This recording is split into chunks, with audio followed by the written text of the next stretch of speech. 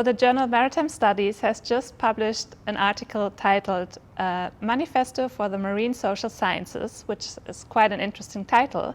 And today I'm meeting the two authors to ask them a few questions about what the manifesto is actually about. So in a nutshell, what has made you publish a text with such a bold title? I don't think that the title is bold. We intended to ask the marine social scientists to broaden, let's say, their perspective where it concerns the selection of topics and themes with regard to the maritime world. And that's something that hasn't happened so far to a degree that we as makers of the manifesto are satisfied with. Perhaps you could give some examples of research areas that have received too much attention or too little attention. Let me start by saying that the marine social sciences in the past decades have been exploding. There's an enormous amount of writing on social science topics. At the same time, this attention is one-sided. It is one-sided, for instance, in the fact that it often focuses only on policy issues which government thinks are important, and which are, of course, important, but it's not the whole story. We have much more to offer. There's another aspect, the fact that the use of coasts and seas in the past decades has also expanded a lot. People are going to the coast, are going to sea for a whole range of new purposes. And I can give an example from my own work. I work on fisheries in South India, and what I see there is that the fishing communities I work with are facing all kinds of new things on their horizon: industrialization, pollution of the sea, tourism coming up along the sea, making use of the beach, mariculture coming up, aquaculture coming up, and all these uses are interacting with each other. And so we need to pay attention to these new uses, but we also need to pay attention to their interaction and the way what this means for people. And what is the intended audience of this manifesto? In the first place, it's important for people, marine social scientists, who are our main target. But in the second place, we also would enjoy it very much if, for instance, the manifesto was read by people who are also involved in, let's say, studying maritime themes and topics. For instance, biologists or people who are specialists on sea law. Okay, so formulating a research agenda for the entire social science is quite ambitious. Some might even say pretentious. On the authority of whom have you actually written this manifesto? I think I should tell you a bit about the origin of how we came upon the idea. It started during the last MARE conference, the People in the Sea Conference 2019 in Amsterdam, which was a special event, a Jubilee event.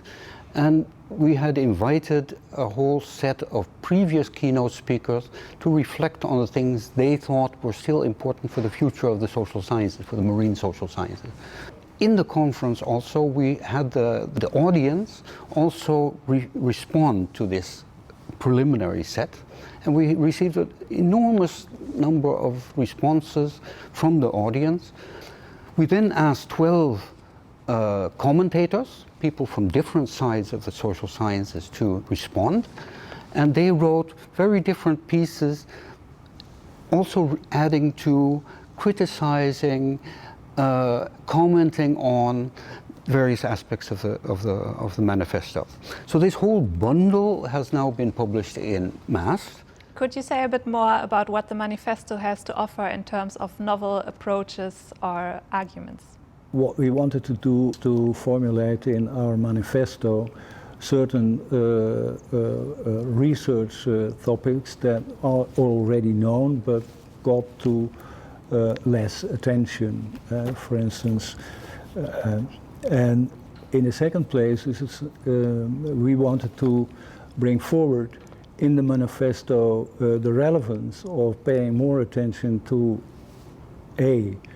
ethical issues and B, theoretical questions, because where it concerns theoretical questions, it would be interesting if we, by paying this attention, would be able to formulate new puzzles with regard to the maritime world.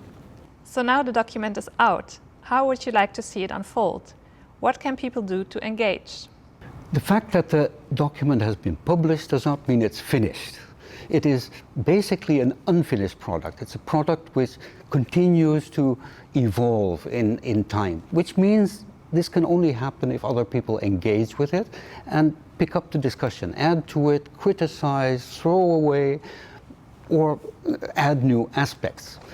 And this can be done in all kinds of ways. Can be done in writing, can be done in conferences. I think our work is finished. It is now up to the community itself to take it forward. The whole process of composing the manifesto took more than a year. Now it's published. What are your thoughts now about looking back at it? Generally speaking, I'm of course very happy with the way it has unfolded and the fact that it is moving forward. But if looking back, I would also say there's one point which I think should actually move forward, and that is that this document is, in my view, more a reflection of views from the global north, from the temperate minority world, as John Kourian called it many years ago, and not from the tropical majority world, the global south. And because I'm convinced that conditions in the global south are quite different from the global north, I think it's very important that scholars there look at the manifesto and see what kind of corrections they would actually make and whether they agree with the way things are now formulated. So I very much look forward to that. I am very, very glad where it concerns this content, because this manifesto asks to pay more attention to all kinds of facets of the marine social world that have been not neglected but not paid attention to in the way I would like it. And I'm also very glad with regard to this manifesto. You can read it in, let's say, 2 minutes and you will be enriched.